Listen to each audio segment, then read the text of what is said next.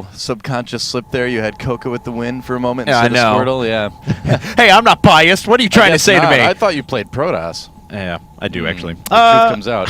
Here in the top left-hand corner of the map, Tal'Darim Ultra, we have our red Protoss player from StarTale, up 1-0 in this best of 9. It is Squirtle. And his opponent, the defending Fight Club champion, down to the bottom right-hand corner, our blue Zerg player from Team Slayers, it's CoCa. Yep. Now, we usually see, well, not usually, but we often see a lot of craziness on this map for a couple different reasons. One is that it's so big, you can get a little bit crazy on it. The second reason is because there's rocks that are blocking your third base location, so Zergs just can't do that strategy that Zergs, love to do right now in the ZVP metagame, that 3 hatchery with no gas. And CoCa, though, by intentionally choosing this, is kind of saying, hey, you know what? I've got more styles than just the standard right now, and I'm going to show you one of those right now. So Squirtle, he's really going to be guessing, too. Both these guys are going to need to scout pretty diligently, but I'm really curious to see what CoCa's going to go with. Yeah, well, we'll see here in just a what? bit. And that is a Speedling build. Okay, yeah, interesting. Okay, so Squirtle's going to find this pretty quick here. He's sending down that scout. He's preparing back at home with the Forge. Thank goodness he didn't go Nexus first, otherwise the cannons would have been out pretty late. But he should be on top of this. Yeah, well, this is just going to be a regular Speedling expand, it looks like, from CoCa, unless he decides to just kind of completely stop making drones and just go all in with it. And it doesn't look like he's going to do anything absolutely crazy with it yet. So basically, he's just going to have Zergling speed very quickly, and it's going to kind of make sure that Squirtle stays honest, make sure that he is going to have, a decent front. And so we'll see. I mean, there's an opportunity there for CoCa to maybe get in and do some damage with Speedlings, but Squirtle's going to see this and he's going to be like, all right, I need to make sure that my wall is safe and sound before I do anything else.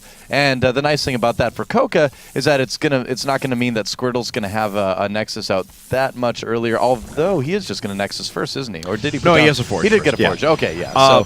Now, what I'm curious, though, and I guess what I'm secretly hoping for is that CoCa is going to end up doing some sort of a big, Roach Speedling all-in after this and try and punish his opponent early. Not likely to be the case, but certainly still a fun brand to play. Squirtle, on the other hand, pretty predictable stuff. Gateway coming up at the front. He'll have enough for a Photon Cannon here very soon and can finish the wall up with his Cybernetics core.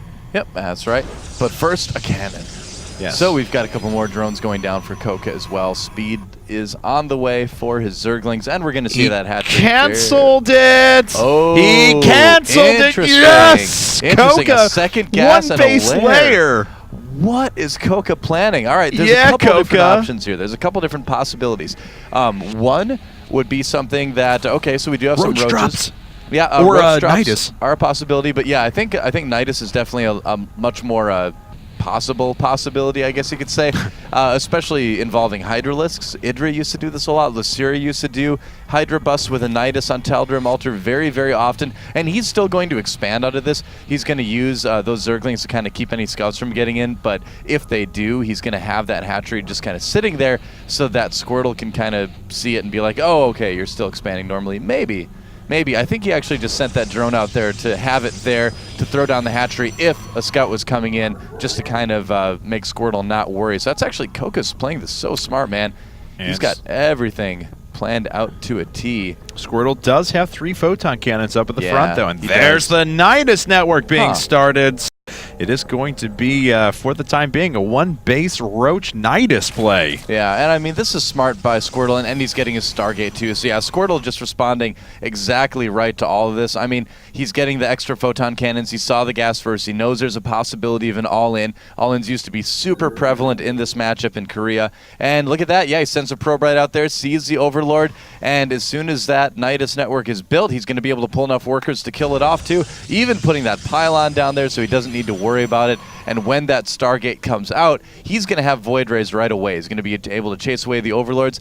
I think actually CoCa may be in a bit of trouble here. This Overseer that's going to try to sneak in another Nidus Worm may be like the last chance CoCa really has to do a significant amount of damage with this. This is going to be really tense. And Squirtle is patrolling back and forth. He knows. So there it is. Nidus Worm popping up, and it's very low in hit points. So Squirtle pulling everything off the line. And another Stalker taking out this Overlord. So not a lot of opportunities for that. Unfortunately, boom, killed.